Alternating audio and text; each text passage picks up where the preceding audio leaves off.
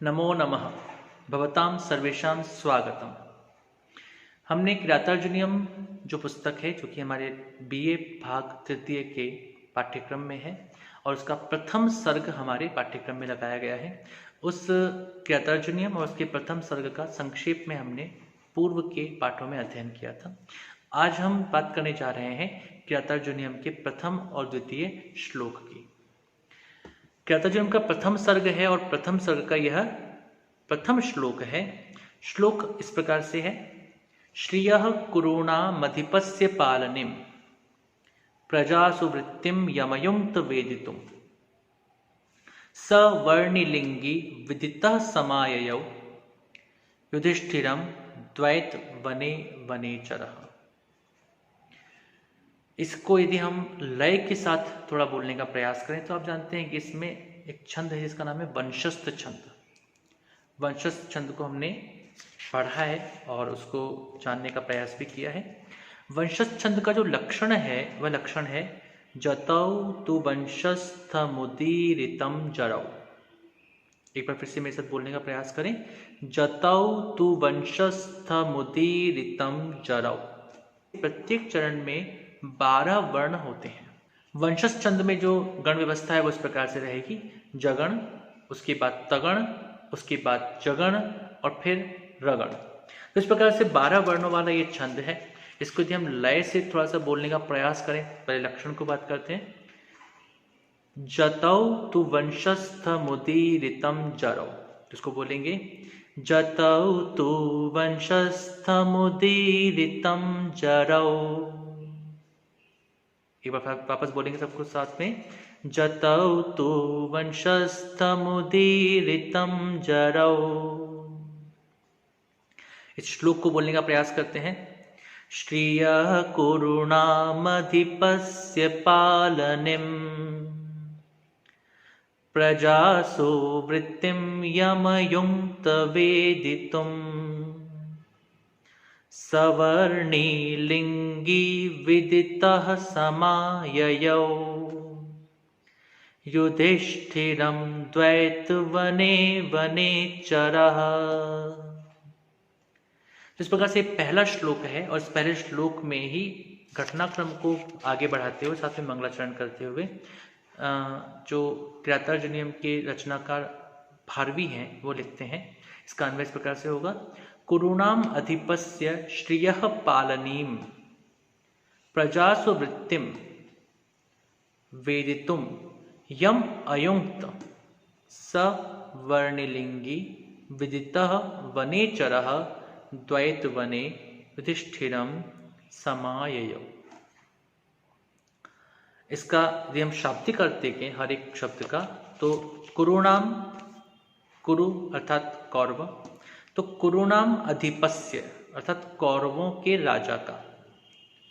इस समय पर जबकि सभी पांडव जो हैं उनको वन में रहना हो रहा है और उनको वनवास दिया गया है, और उस समय पर जो कौरव राज्य है वो कौरव राज्य में किस प्रकार की शासन व्यवस्था है, क्योंकि कौरव राज्य में किस प्रकार से कार्य किए जा रहे हैं, दुर्योधन किस प्रकार से आचरण कर रहा है, दुर्योधन का आचरण करने का तरीका क्या है, उसका क्या सा व्यवहार है, इसके बारे में जानना युधिष्ठिर के लिए और पांडवों के लिए आवश्यक था।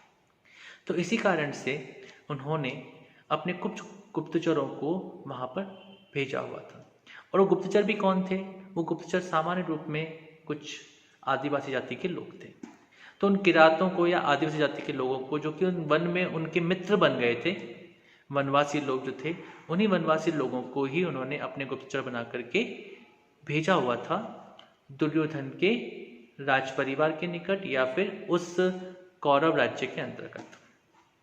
तो ऐसा ही एक गुप्तचर जो है वह कुछ यात्रा वृत्तांत सुनाने के लिए अब युधिष्ठिर के पास आए हैं, और उसी की चर्चा करते हुए यहाँ पर कहा गया है कि कुरूणाम अधिपस्य, कौरवों के जो अधिप अर्थात जो राजा हैं यानी कि दुर्योधन जो हैं, उनके श्रियः पालनीं, श्रियः श्री अर्थात राजलक्ष्मी का, पालनीं अर्थात पालन करने वाले, प्रजासु वृत्तिं वेदितुम, उनकी प्रजाओं में यानी कि प्रजा के प्रति जो वृत्ति है, क्या व्यवहार है, उसको वेदितुम जानने के लिए, विद धातु में तुमुन प्रत्यय का प्रयोग है, तो वेदितुम जानने के लिए यम अयुक्त, जिसको अयुक्त नियुक्त किया था, नियोजित किया था, लगाया था, सह वह, जिसको युक्त किया था, जिसको नियोजित किया था, वह वही, वर्णिलिंगी, वर्णिलिंगी अर्थात ब्रह्मचारी का वेश धारण किया हुआ,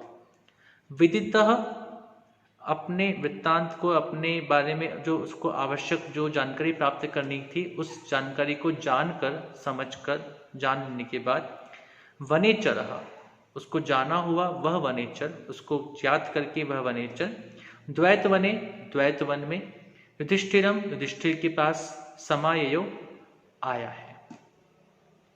तो यहाँ पर हम देखते हैं कि युधिष्ठिर के पास में एक वनेचर आया है। वनेचर जो है उसने ब्रह्मचारी का वेश धारण किया हुआ है, और वह वनेचर जो था वह कौरव राज्य में गया था, और कौरव राज्य में किस प्रकार से वहाँ के राजा राजलक्ष्मी की रक्षा या राजलक्ष्मी का पालन करने के लिए प्रजाओं में किस प्रकार से व्यवहार कर रहे हैं, उस व्यवहार की जानकारी प्राप्त करके युधिष्ठिर के पास वह जानकारी प्रदान करने के लिए आज आया है।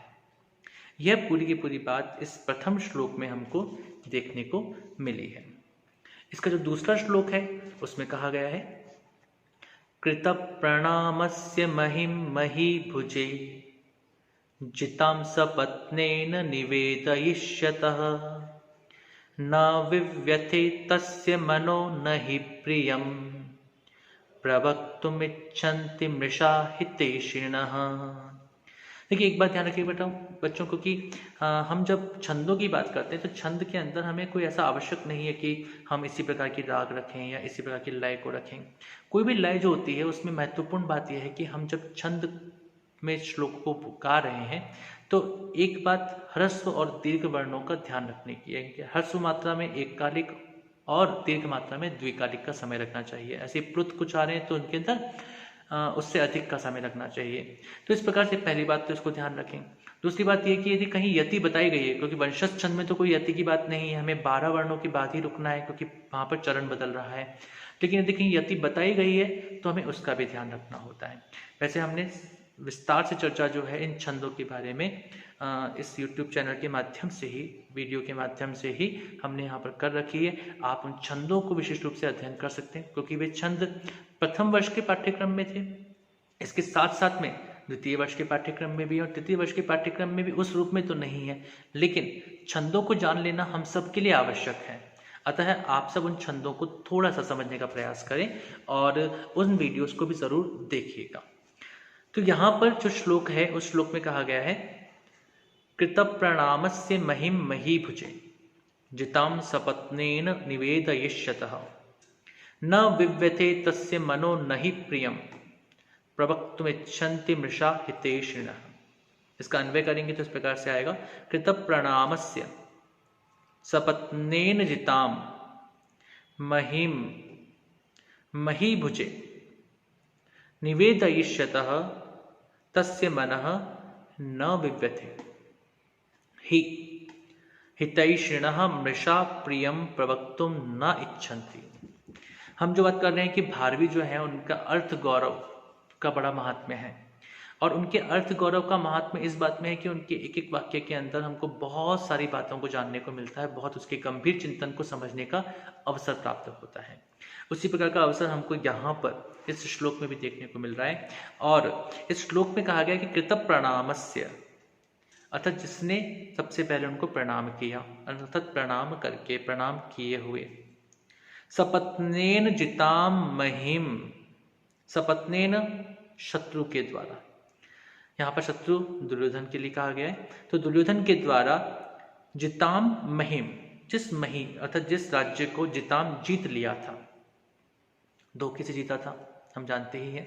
तो जिस दुर्योधन के द्वारा उनके राज्य को अपने कब्जे में कर लिया गया था, जीत लिया था, उसको काबू कर लिया था, ऐसे उस व्यक्ति के बारे में कहने की इच्छा से वह वनेचर यहाँ पर आया है।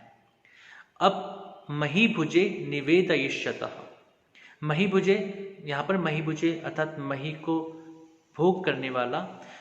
निश्चित रूप से अभी युधिष्ठिर जो हैं वे वनवास में हैं, उनका कोई राज्य नहीं है, लेकिन यहाँ पर वनेचर जो है वे उन्हें राजा के समान ही आदर प्रदान करते हैं। तो यहाँ पर राजा के लिए अर्थात युधिष्ठिर के लिए निवेदयिष्यतः, निवेदन करने के लिए, निवेदन करेगा या निवेदन किए जाने की भावना से, तस्य मनः न विव्यथे, उस वनेचर का मन, उस जासूस का मन, उस गुप्तचर का मन न विव्यथे, बिल्कुल भी व्यथित नहीं हो रहा है। क्यों नहीं हो रहा? क्योंकि इस पंक्ति में कहते हैं ही हितैषिणः मृषा प्रियम प्रवक्तुम न इच्छन्ति। ही क्योंकि हितैषिणः जो हितैषी लोग होते हैं, हितकारक लोग होते हैं, मृषा व्यर्थ में, प्रियम प्रिय, प्रवक्तुम बोलने की इच्छा नहीं करते हैं, न इच्छन्ति। जो हितकारक लोग होते हैं, जो वास्तव में हमारा कल्याण चाहते हैं, जो कल्याण की कामना करते हैं, ऐसे लोग कभी भी हमें प्रिय बात ही बताएं ऐसी इच्छा नहीं रखते। वे हमसे वही बात कहेंगे जो हमारे लिए हितकारक होगी, जो हमारे लिए कल्याणकारक होगी, भले ही वो हमें अच्छी लगे चाहे ना लगे। तो यहाँ पर भी जो वनेचर है वो निश्चित रूप से दुर्योधन के राज्य की चर्चा करने के लिए, उनके बारे में जानकारी देने के लिए आया है। और इनमें से कई बातें हो सकता है कि युधिष्ठिर को अच्छी ना भी लगे, लेकिन वनेचर का उद्देश्य, उस गुप्तचर का उद्देश्य यही होना चाहिए कि जो वास्तविकता है मैं उसी से अपने राजा को अवगत कराऊं, जिससे कि उसके अनुसार यदि कुछ निर्णय लेने की आवश्यकता है तो वे निर्णय ले सकें। यदि मैं उनको वास्तविकता नहीं बता करके केवल अच्छा अच्छा बता दूं, प्रिय प्रिय बताने का प्रयास करूं, जो उनको अच्छा लगे, सुनने में अच्छा लगे, केवल वही बताऊंगा, तो उससे हमारे ही राजा का नुकसान होगा, हमारे ही राजा को हानि होगी। तो यदि हम अपने राजा का वास्तविक रूप में कल्याण चाहते हैं, हित चाहते हैं, तो एक वनेचर को, एक गुप्तचर को वही बात रखनी चाहिए जो बात उपयुक्त हो। और यही बात यहाँ पर इस श्लोक में कही गई है। और इस श्लोक के माध्यम से यह भी स्पष्ट कर दिया गया है कि जो आने वाली बात बताई जाने वाली है वह युधिष्ठिर को पसंद नहीं आएगी, क्योंकि दुर्योधन के राज्य में कुछ ऐसे कार्य किए जा रहे हैं जिससे कि दुर्योधन अपनी छवि को बेहतर बना सके, अच्छा बना सके, दुर्योधन सुयोधन बन सके।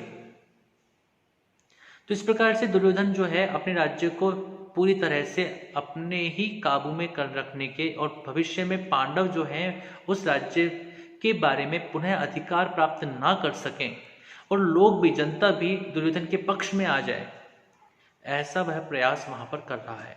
और ये सब बातें वह गुप्तचर अब युधिष्ठिर को कहने जाने वाला है। तो इसलिए उसने स्पष्ट रूप से यहाँ पर वर्णन हुआ है कि उस गुप्तचर का मन बिल्कुल भी व्यथित नहीं हो रहा था, दुखी नहीं हो रहा था कि मेरे राजा को कैसा लगेगा, मेरे राजा को कैसा भी लगे, लेकिन मैं उसके सामने सत्य पक्ष को ही उजागर करने वाला बनूंगा। तो इस प्रकार से किरातार्जुनीय के इन 2 श्लोकों में आज बात कही गई है। आगे के पाठों में हम अगले श्लोकों को भी पढ़ेंगे। तब तक आप इन 2 श्लोकों को जरूर वापस पढ़ें और उनमें से भी यदि कोई प्रश्न हो तो निश्चित रूप से हमें सूचित करें, जिससे कि हम उनको आपके लिए समाधान की ओर अग्रसर करा सकें। नमो नमः। शुभम भवतु। पुनर्मिलामः।